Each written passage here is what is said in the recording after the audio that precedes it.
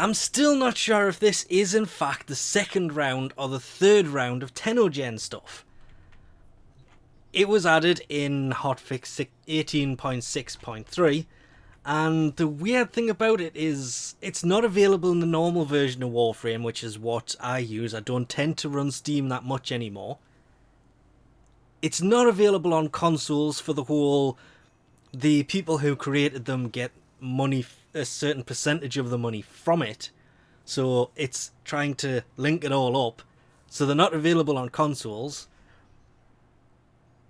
You have to have Steam installed on the PC to get them. And you have to have this little symbol up here. And I kind of wish there was a way to buy it with Platinum, but these things are expensive. For a good goddamn reason though. This is the... well, you can see who it's made by and everything else there. By Master Noob. It's a jetpack. It's the Grenier jetpack as a Sandana. That looks... there's actually an insane amount of detailing in there as well. That looks pretty cool. I like the jets on it. Are probably just taken from the Jet Kit Ag anyway. Have another Sandana here. Again, it actually looks pretty cool. You can understand when you look at them why they actually win. I like this one a hell of a lot on Frost, because if you actually look at it, you would think it was made for Frost, the way it attaches to that canister on his back. Because, well, that canister is on the back of Frost all the time. And it just kind of attaches to the side of it, and I like that one a lot. I wish I had the money to buy some of these. This one I found to be a little bit weird. Again, it says who it was designed by over there. It's definitely Grenier based, but you can see the way it's kind of attached by one little pipe there, and it's nice, don't get me wrong here at all. I like this one a lot from that angle, which is where you'll see it when you're actually playing the game.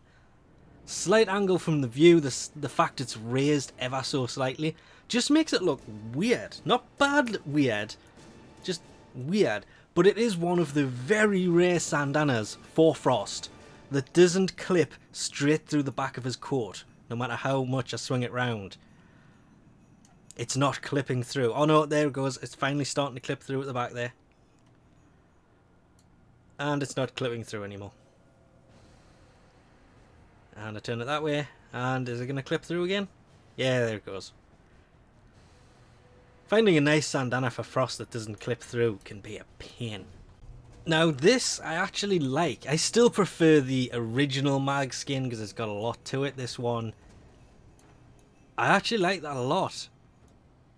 Not just the fact that it has parts of the helmet that are kind of... that is a really nice helmet. It really is. But I was reading up on this and it says it's the Orbit helmet and the Dipoli, whatever, skin. And it's kind of all listed as the Mag Orbit skin.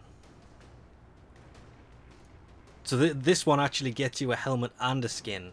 I assume because there isn't a separate one for the helmet.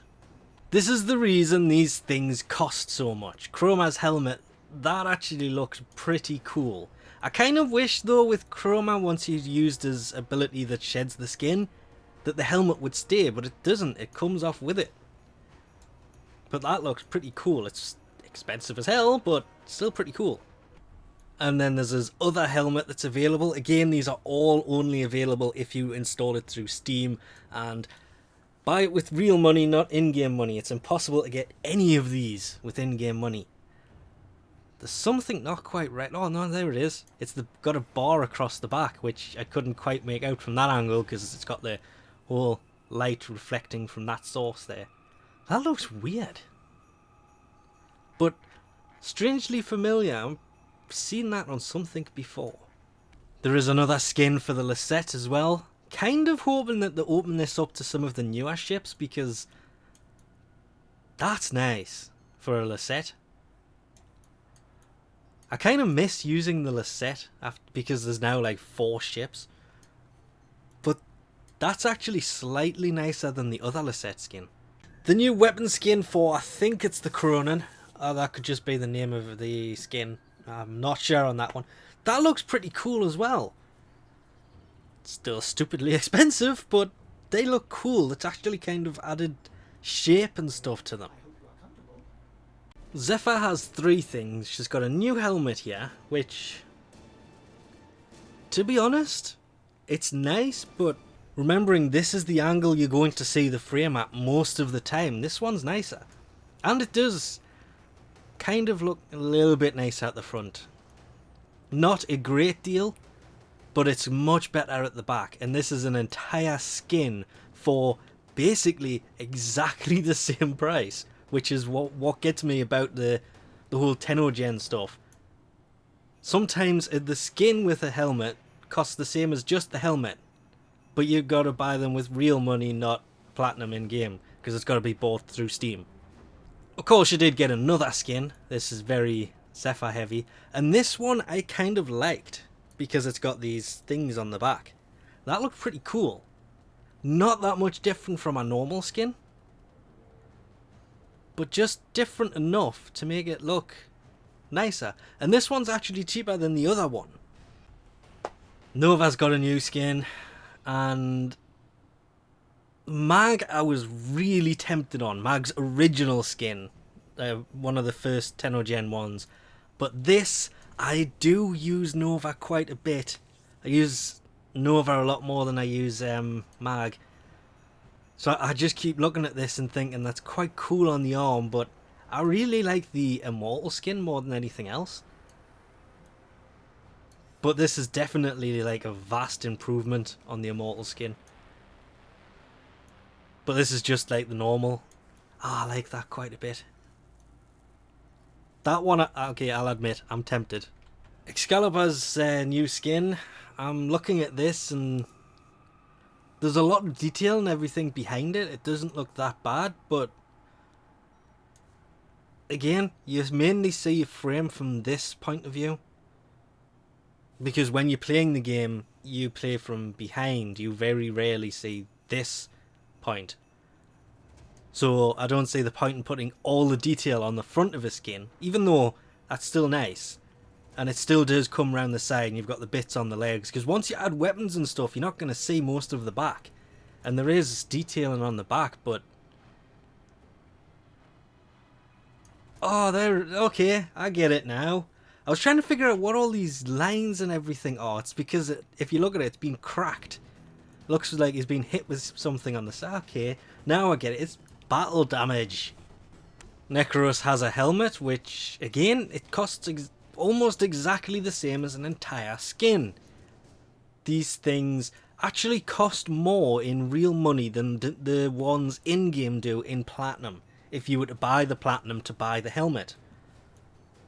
Which makes sense, because obviously they've been designed by players of the game, hence it's called TennoGen. And some of the money that these are sold for does go to the people who design them. This one is very horny. Like, massively horny. But for Necros, that actually makes kind of a change. Because they've aimed more at... the more I look at these things, the more I like them, and I've got to stop, or I will end up doing something really bad and buying them. And because I don't play the game through Steam, I'm going to end up screwing myself. But as an example here, the Mesa's Falcon helmet, that looks cool. It really does. I have no excuse. I'm weak. I caved. I bought the Nova skin. It's just so nice. Now what really got me out of all of this, and I was watching it since I think it was the 2nd of January when it was actually like first appeared, the Hailstorm skin for Frost didn't even make it in. There is not one Frost item that made it into this round of the TennoGen stuff, even though it was added at the same time. Because to be honest, the Hailstorm skin, if that had have popped up, that I probably would have bought.